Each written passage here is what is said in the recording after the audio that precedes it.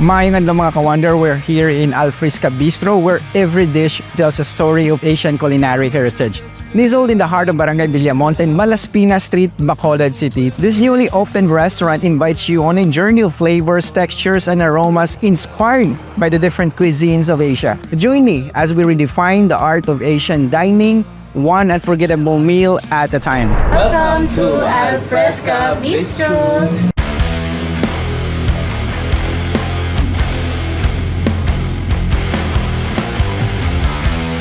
Alfresca Bistro is owned by a couple, a former OFW who used to work in the British Island. Kag nagdesisyon nga magnegosyo kag magpatindog sang ini nga restaurant ang Alfresca Bistro.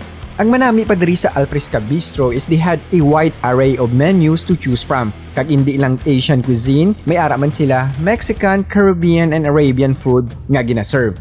And what's more, it's very affordable gid sa ilang nga mga pagkaon. Sa 100 pesos mo, may dako ka na nga serve sang sushi nga sa iba na competitor almost 200 pesos na ang imo nga magastos.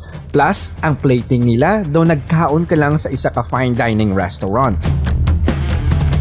One of my personal favorite is their green salad. It has lettuce, tomato, nuts, and seasoned with salt and pepper and with olive oil.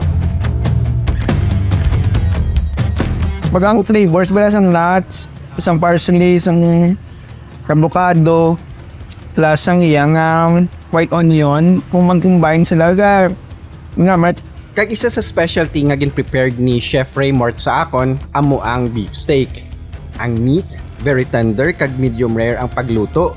Sa sauce pa lang mga ka-wonder, namit gidya. Do itry mo balik-balikon liwat mo. Kag mga ka-wonder, ang nami pa dire, namit na sang ilang steak.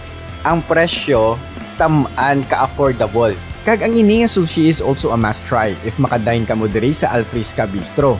Ang kinalain lang sini is may red siyang color or pinkish ang iya color. Kag may black sesame seeds. Also, this Arabian food, ang chicken samosa is also a must try. Ang chicken samosa, nila sa pila ng price niya? 95 lang sir. Grabe no? 95. Okay. Sa mga yung mga tag 300 na niya? Ano? Kag sa nambal ko nakagina mga ka-wonder, madamo ka diri food nga pilian kag madamo man sila food nga gin-prepare for us. We enjoyed kag do wala gid ko pilian sang ila tanan nga mga pagkaon kay halos tanan manamit. Mga followers ta mga taga Bacolod, no, mga taga Negros, if ever nga makalaga ka mo diri sa Bacolod, no, try nyo kadto diri sa Barangay Villamonte sa Malaspina Street, kantuan nyo ang Alfresca Bistro. Ilawan yung mga nasinari-sari diri nila mapagkaon. Hindi lang actually all Asian cuisine ang ila gina-prepared, may araman sila sa mga Mexican food and Caribbean foods. Ang nami pandire, no, mga ka-wonder nga aton nga mga followers, no. Kag sa mga nakatanaw sa sininga video, barato gidya patama ikumpara mo sa other nga mga restaurant nga ga-serve sa mga high-end nga mga food. So, hindi na invite lang mo.